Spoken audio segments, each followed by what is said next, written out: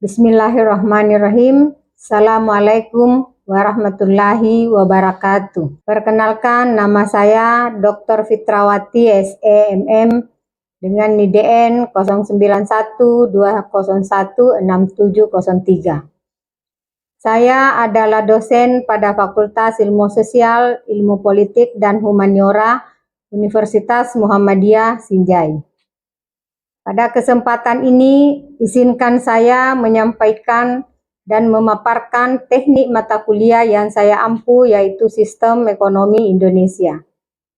Mata kuliah ini adalah mata kuliah bagi mahasiswa wajib dengan bobot 3 SKS. Sebagai seorang dosen, saya telah melakukan tridharma perguruan tinggi, yaitu pengabdian, penelitian, dan pengajaran. Salah satu tridharma yang saya ingin sampaikan pada kesempatan ini adalah pada bidang pengajaran. Adapun teknik pengajaran yang saya gunakan adalah DIE, yaitu Delivery, Interaction, dan Assessment. Delivery adalah cara menyampaikan materi kepada mahasiswa agar mahasiswa mampu mencerna materi yang diberikan dengan cara ceramah dan memberikan contoh-contoh kasus atau fenomena yang biasa terjadi agar mahasiswa mudah memahaminya. Interaction yaitu interaksi dengan mahasiswa dengan memberikan kesempatan untuk berdiskusi baik sesama mahasiswa sendiri maupun dengan dosen dengan mendiskusikan materi yang diberikan atau diskusi tentang fenomena atau berita-berita di media sosial, di TV yang mereka dapatkan yang berkaitan dengan pembelajaran kita. Yang ketiga adalah assessment. Assessment ini adalah aspek penilaian yang diberikan dengan indikator penilaian, yaitu kehadiran yang telah disepakati antara mahasiswa dengan dosen di awal perkuliahan sebagai bentuk kontrak belajar, yaitu kehadiran 15%, ujian tengah semester 30%, ujian akhir semester 30%, dan tugas 25%, dan dilakukan secara objektif. Referensi yang saya gunakan adalah buku, baik media cetak, non-cetak, dan jurnal. Pokok bahasan pada mata kuliah ini meliputi paradigma kebijakan Indonesia masa Orde Baru, masa Orde Lama, Orde Baru, dan Reformasi. Kemudian sistem ekonomi, pertumbuhan ekonomi, struktur ekonomi, konsumsi, investasi, APBN dan peran pemerintah, kemudian neraca pembayaran Indonesia, dan pertanian, industri, kependudukan, dan ketenagakerjaan, dan terakhir ketimpangan ekonomi dan kemiskinan. Perkuliahan ini dilaksanakan sebanyak 14 kali secara tatap muka maupun secara online. Ditambah dengan diskusi kelompok atau perorangan yang dipresentasikan di kelas, dan yang terakhir adalah evaluasi hasil belajar dalam bentuk ujian tengah semester dan ujian akhir semester. Kemampuan akhir yang diharapkan dari pembelajaran mata kuliah ini adalah penguasaan terhadap teori dan konsep perekonomian Indonesia pada tiap masa pemerintahan presiden, khususnya di Indonesia secara umum, dan kondisi perekonomian makro dan mikro Indonesia pada khususnya. Adapun capaian pembelajaran yang diharapkan adalah satu, penguasaan pengetahuan, di mana menguasai teori dan perkembangan perekonomian Indonesia sejak Indonesia merdeka sampai sekarang. Yang kedua, menguasai aspek-aspek ekonomi makro dalam menjelaskan perekonomian Indonesia. Dan yang ketiga, menguasai inisiatif kebijakan ekonomi atas masalah yang terjadi pada perekonomian Indonesia. Aspek yang kedua yaitu keterampilan khusus. Pada keterampilan khusus ini, mahasiswa mampu mengembangkan ide mengenai apa yang terjadi pada perekonomian Indonesia, kemudian mampu menganalisis tantangan ekonomi Indonesia di masa depan, Yang ketiga, mampu mengelola penelitian ilmiah tentang isu-isu masalah perekonomian Indonesia dilihat dari sisi makro dan mikro. Poin ketiga yaitu keterampilan umum. Pada poin ini, mahasiswa mampu mengkaji implikasi pengembangan atau implementasi ilmu pengetahuan dan teknologi yang memperhatikan dan menerapkan nilai humaniora sesuai dengan keahliannya berdasarkan kaidah, tata cara, dan etika ilmiah dalam rangka menghasilkan solusi, gagasan, desain, atau kritik seni. Yang berikutnya, mampu mendokumentasikan, menyimpan, mengamankan, dan menemukan kembali data untuk menjamin kesahihan dan mencegah plagiasi. Aspek sikap yaitu menginternalisasi nilai, norma, dan etika akademik. Yang kedua, menunjukkan sikap bertanggung jawab atas pekerjaan di bidang keahliannya secara mandiri. Dan yang ketiga, menghargai keanekaragaman budaya, pandangan, agama, dan kepercayaan, serta pendapat atau temuan orisinal yang orisinal orang lain. Demikianlah teknik pembelajaran yang saya lakukan, dan selanjutnya kita akan mengikuti pembelajaran secara luring. Terima kasih. Wassalamualaikum warahmatullahi wabarakatuh. Bismillahirrahmanirrahim. Assalamualaikum warahmatullahi wabarakatuh. Waalaikumsalam warahmatullahi wabarakatuh. Puji syukur kita senantiasa panjatkan atas limpahan rahmat Allah Subhanahu wa taala sehingga pada hari ini kita masih diberi kesehatan, kesempatan, kekuatan guna bertemu kembali di ruangan ini dalam rangka melanjutkan pembelajaran kita. Ya. Pada hari ini saya akan masuk kepada materi kita, yaitu membahas tentang sistem ekonomi Indonesia. Ya. Masih ada yang ingat tentang materi kita minggu kemarin atau minggu lalu? Tentang apa sih pengertian daripada sistem ekonomi? Oke, silahkan. Sistem ekonomi adalah sistem yang mengatur hubungan ekonomi antar manusia dengan kelembagaan. Ya, jadi sistem ekonomi itu adalah hubungan antar manusia dengan lembaga. Jadi kegiatan yang dilakukan oleh suatu pemerintahan atau suatu negara dalam rangka kegiatan atau mengatur dan mengelola sumber daya ekonomi yang ada di negara itu sendiri dalam rangka apa? Dalam rangka memenuhi kebutuhan masyarakatnya. Ya. Jadi ini penting ya. Jadi adik-adik sekalian harus memahami sistem ekonomi itu apa sih sebenarnya. Ya. Jadi sistem ekonomi, sekali lagi saya ulang bahwa sistem ekonomi itu cara suatu negara mengatur kemudian mengelola sumber daya ekonominya untuk memenuhi kebutuhan masyarakatnya. Ya. Jadi sistem ini mencakup berbagai aturan, ya. Berbagai aturan, kebijakan, dan institusi yang mengarah kepada kegiatan ekonomi. Ya. Oke, baik. Kemudian selanjutnya di dalam sistem ekonomi ada tujuan ekonomi. Ya.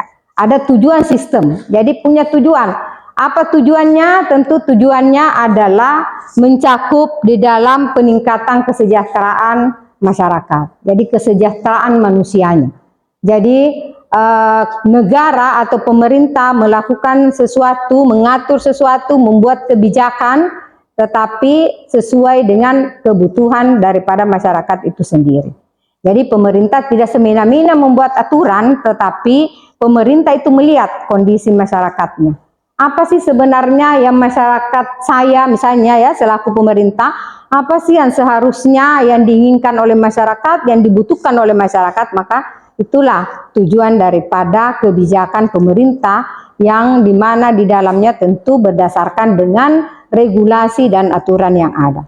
Jadi pemerintah tidak semena-mena membuat sebuah kebijakan tetapi berdasarkan pada apa fakta, apa fenomena yang terjadi di masyarakat ya, sesuai dengan kebutuhan masyarakat ya.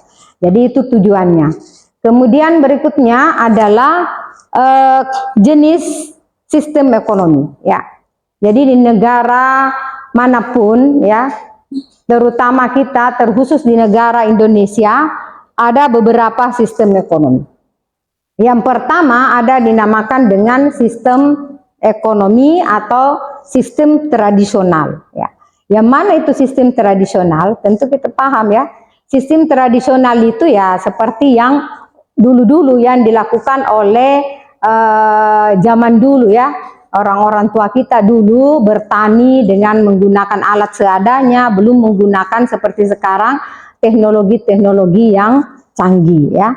Jadi dia masih berbasis tradisi dan adat istiadat. Misalnya contohnya masyarakat pedesaan, ya, yang dulunya masih mengolah sawahnya dengan membajak sawahnya dengan menggunakan sapi atau kerbau, ya. Beda dengan ketika sekarang, ya. Tetapi kalau di zaman tradisional itu semuanya masih tradisional, belum menggunakan alat seperti yang sekarang ini, ya. Kemudian berikutnya sistem ekonomi pasar, ya. Kalau sistem ekonomi pasar itu adalah kegiatan ekonomi yang ditentukan oleh mekanisme pasar, ya. Apa permintaan pasar, apa penawaran pasar, ya. Jadi kalau kita berbicara tentang ekonomi, berbicara tentang perekonomian, itu ada permintaan, ada penawaran, ya. Ya. Ada barang, kalau misalnya ada barang tidak ada permintaan, kan tidak bisa juga berputar itu roda perekonomian. Jadi dua-duanya harus ada. Ada permintaan, ada barang, ada pembeli dan ada penjual, ya. Kemudian contoh sistem ekonomi pasar ini diterapkan di Amerika Serikat dan Hong Kong, ya. Di sana masih menerapkan sistem ekonomi pasar. Kemudian berikutnya ada disebut dengan sistem ekonomi komando, ya. Sistem ekonomi komando ini adalah pemerintah memiliki kontrol penuh, ya. Dia mengontrol penuh atas kegiatan ekonomi. Jadi pemerintah ikut campurnya di sini hanya mengontrol, ya, mengawasi perputaran ekonomi yang ada di negara kita, ya, khususnya di Indonesia, ya. Tapi kegiatan ini bukan cuma di negara kita yang berlaku, tetapi ini dijalankan juga oleh Korea Selatan dan Uni Soviet, ya. Karena sistem ekonomi komando itu adalah namanya saja komando, ya, berarti ada komando, ada petunjuk dari pimpinan untuk melakukan hal-hal kegiatan ekonomi. Kemudian berikutnya sistem ekonomi campuran, ya. Nah, kalau berbicara ekonomi campuran berarti dua-duanya, ya, dua-duanya antara ekonomi tradisional dengan ekonomi pasar, ya. Nah, biasa kita istilahkan dengan bahwa ada beberapa model sistem ekonomi kita, ya. Tinggal yang mana yang sesuai, ya. Tapi kalau kita di negara kita ini di Indonesia, kira-kira di Indonesia menggunakan sistem ekonomi apa? Ya. Ada yang masih ingat yang saya sudah sampaikan minggu pertama pertemuan kita, ya. Negara Indonesia itu menggunakan sistem ekonomi campuran, ya. Kenapa sistem ekonomi campuran? Karena negara kita menggunakan sistem ekonomi campuran tetapi tetap berpatokan kepada Pancasila dan Undang-Undang Dasar 45. Karena memang ada tertuang di dalam Undang-Undang Dasar 45 itu pasal 33 dan 34 yang berkaitan dengan kesejahteraan masyarakat, ya. Dan dan lain sebagainya. Jadi Indonesia melihat situasi dan kondisi di mana harus diterapkan sistem itu. Kenapa dia tidak memilih komando? Kenapa dia tidak memilih sistem ekonomi pasar? Karena negara kita selalu berubah-ubah situasi dan kondisinya, ya, kondisi ekonominya, sehingga pemerintah pada saat sekarang ini menggunakan sistem ekonomi campuran yang tetap berpedoman kepada Pancasila dan Undang-Undang Dasar 45. Kemudian berikutnya Kira-kira masih ada yang ingat tentang fungsi sistem ekonomi? Oke, silakan. Fungsi sistem ekonomi yang pertama yaitu menjalankan perekonomian nasional dan yang kedua mengkoordinasikan kegiatan ekonomi. Ya, jadi fungsi daripada sistem ekonomi itu tadi menjalankan perekonomian ya, menjalankan perekonomian yang ada, kemudian mengkoordinasikan. Jadi itu fungsinya. Jadi dilakukan tetapi tetap berkoordinasi antara pemerintah, antara swasta. Jadi yang namanya perekonomian itu, yang namanya kita berbicara sistem ekonomi ya, tentu ada beberapa yang terlibat, bukan cuma pemerintah ya, tetapi pihak swasta juga terlibat di dalam sebuah kegiatan ekonomi ya, itu. Oke. Selanjutnya kita lihat karakteristik ya. Karakteristik masing-masing sistem ekonomi ya. Apa karakteristiknya? Coba kita lihat sistem ekonomi tradisional tadi ya. Sistem ekonomi tradisional yaitu produksi didasarkan pada kebutuhan dasar ya. Nah, kebutuhan dasar itu ini yang biasanya kita lihat, biasa Anda sering nonton di TV kan, atau di YouTube, biasa kita lihat di daerah apa ya, di sana Papua atau Irian atau apa yang di pedalaman itu sering kita nonton ada anak-anak suka bawa hasil panennya apa ya, hasil buah-buahannya ditukar kepada orang kota yang tinggal di sana, misalnya ada bidan, ada perawat yang bertugas di daerah itu, dia tukar di sana. Pisangnya dia bawa ke situ, kemudian ditukar dengan beras, dengan makanan pokok apa saja ya, mie, kebutuhan-kebutuhan yang dia butuhkan ya. Jadi bukan ditukar dengan uang, tetapi dibarter dengan kebutuhan pokok. Jadi misalnya pisangnya dia tebang, kemudian dia bawakan di sana orang-orang kota yang ada di daerah sana yang punya mungkin beras, punya Indomie dan sebagainya, maka itulah dibarter. Itu sistem ekonomi tradisional ya. Dia masih tidak memikirkan keuntungan ya. Yang dia pikirkan kebutuhan perutnya dulu ya. Yang dia pikirkan apa yang dia makan hari ini, yaitu yang penting dia bisa makan hari ini. Mau ditukar dengan beras boleh, mau ditukar dengan Indomie dan apa saja ya itu. Kadang juga ada contoh orang membutuhkan misalnya di daerah terpencil sana di Papua atau di mana saja ya, yang jauh dari perkotaan, yang tidak punya apa namanya uang banyak ya, hanya mendasari dengan hasil-hasil kebunnya saja. Maka misalnya dia ada contoh juga yang pernah saya lihat, dia butuh makan singkong ya, hanya singkong rebus saja satu piring yang dia butuhkan, dia datang menukar dia punya pisang ya. Jadi dia tebang pisangnya, kemudian dia bawa, dia tukar dengan singkong karena dia mau makan singkong ya. Jadi hanya sepiring singkong ditukar dengan sebuah pisang. Jadi itu ya. Jadi sistem ekonomi tradisional itu seperti itu ya. Barter sebagai metode pertukarannya. Jadi dia membarter kebutuhan apa yang diinginkan. Bukan membarter, beda kalau barter antar luar negeri ya. Yang biasa kita dengar barter kirim barang ke luar negeri kemudian kembali dengan barang yang mungkin nilainya sama atau lebih banyak keuntungan. Tapi ini tidak ditukar dengan uang ya. Kemudian berikutnya sistem ekonomi komando ya. Nah, kalau kita lihat sistem ekonomi komando ya, karakteristiknya seperti apa? Yaitu pemerintah mengatur produksi. Nah, namanya komando ya. Kalau komando berarti dikomandoi kita ya. Ada yang komando kita ya. Jadi di sini pemerintah sudah mulai mengatur produksi, kemudian distribusi dan harga barang ya. Jadi harga barang. Misalnya harga barang itu langka, misalnya barang itu langka ya.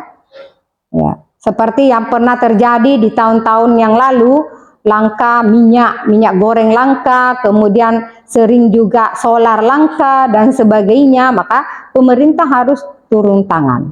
Oke, berikutnya keunggulan dan kelemahannya. Tentu sistem ekonomi ini punya kelemahan juga ya.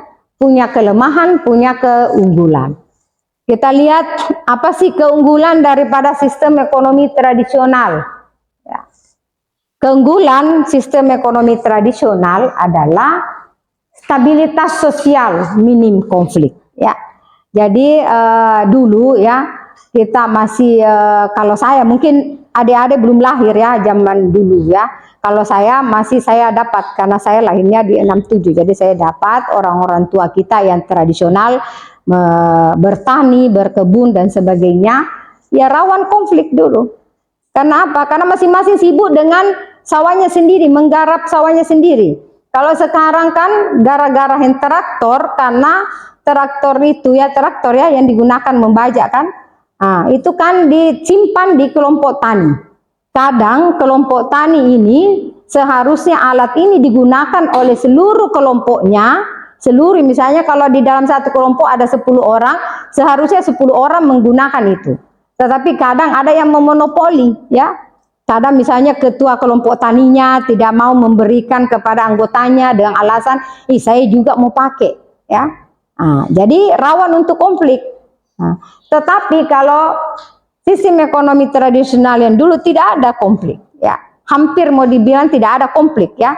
Karena semua punya kerbau sendiri, masing-masing membajak sendiri, ya, dengan tenaganya sendiri, tanpa alat dari kelompok, ya, jadi tidak ada konflik, ya, masing-masing bekerja dengan sendiri. Dan dulu banyak tenaga, nah sekarang mengurangi tenaga sebenarnya dengan alat yang canggih, dengan alat yang modern, itu sudah mengurangi tenaga manusia, ya, oke.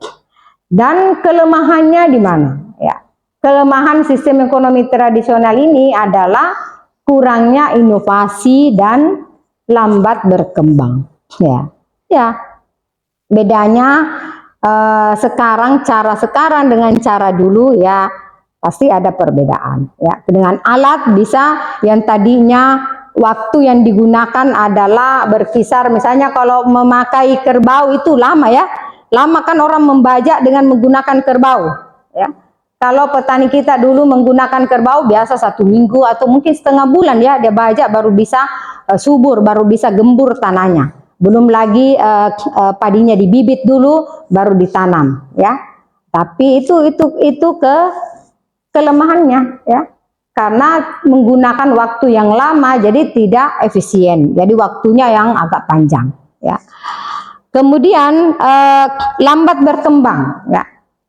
Tetapi sebenarnya kalau lambat berkembang ini, kalau dulu, kalau menurut saya ya secara pribadi, sebenarnya kalau dari segi penanamannya itu tidak lambat sih sebenarnya berkembang. Yang dimaksud di sini lambat berkembang mungkin dari faktor pendistribusiannya, penjualannya yang tadinya memakan waktu lama kan, lama baru bisa panen dan sebagainya ya, beda dengan sekarang. Sekarang kan ada beberapa macam pupuk ya yang bisa kita pupuk, bisa cepat padinya berbuah dan bisa cepat dipanen dan sebagainya. Ya, itu yang dimaksud lambat. Tetapi sebenarnya kalau mau dibilang pertumbuhan itu sekarang kan metode hampir mau kembali lagi kepada metode tradisional sebenarnya di dalam teknik cara menanam padi itu ya. Karena kalau dulu itu dulu masih menanam ya, membibit kemudian ditanam satu-satu. Kemudian pernah beberapa tahun itu menghambur, ada sistem menghambur. Tetapi di Jawa sekarang ini ya, pertanian yang ada di Jawa kembali lagi dengan mensosialisasikan dengan membibit dulu baru ditanam lagi ya. Tetapi kita di sini khusus di daerah kita ini banyak nih petani tidak bisa begitu ya. Tidak mau seperti itu karena katanya sudah tidak ada tenaga lagi. Harus membutuhkan tenaga yang banyak. Padahal hasil panen yang seperti itu, metode yang seperti itu dengan membibit kemudian menanam, itu sebenarnya lebih banyak hasilnya. Ya. Karena semua yang ditanam itu akan tumbuh. Tetapi kalau sistem menghambur itu pasti ada yang kosong. Ya. Biasa kan kita lewat di sawah-sawahnya orang, biasa ada di tengah ya. Di tengah itu kosong tumbuh padinya, karena kalau dihambur itu mungkin di daerah sini yang banyak jatuh ya, banyak jatuh bibit, jadi itu yang subur, tapi yang di tengah itu kadang kosong. Tapi kalau sistem yang seperti itu membibit kemudian menanam satu-satu, mungkin satu tempat itu, satu lubang itu bisa banyak ya, banyak bibit yang bisa kita tanam, sehingga nanti ketika tumbuh pasti akan berbuah lebat. Tetapi kalau sistem menghambur itu tidak ya. Pasti ada yang kosong, pasti ada yang lebat, ada yang kosong ya. Oke. Lanjut kita lihat sistem ekonomi komando. Apa keunggulan sistem ekonomi komando? Ya.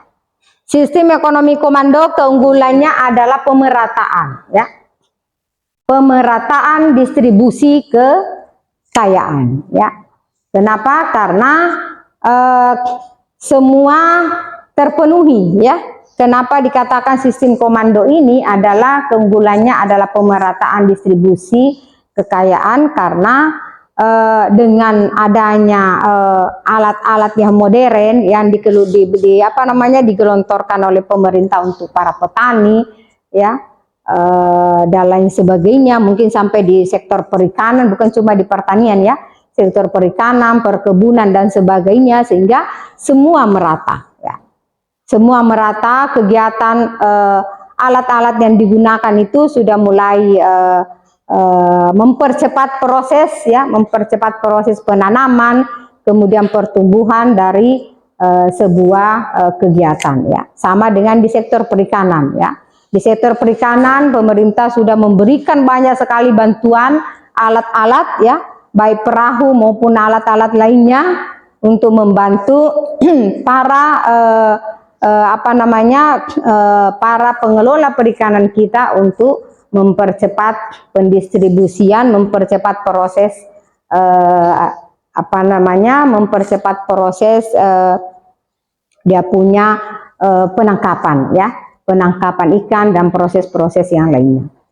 Kemudian kelemahannya adalah efisiensi rendah ya. Efisiensi rendah, kemudian kurangnya insentif untuk inovasi ya. Mungkin terbagi sehingga tidak pasti ada yang mencukupi dan ada yang tidak mencukupi. Oke, mungkin kita tambah lagi sedikit, satu kali lagi ya, masih ada sedikit ya, penerapan sistem ekonomi di berbagai negara ya.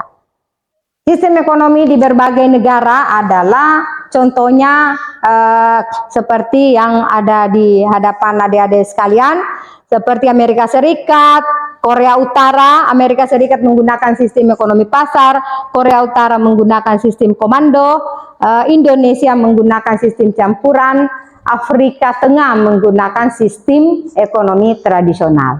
Dan yang terakhir adalah peran pemerintah dalam sistem ekonomi ya.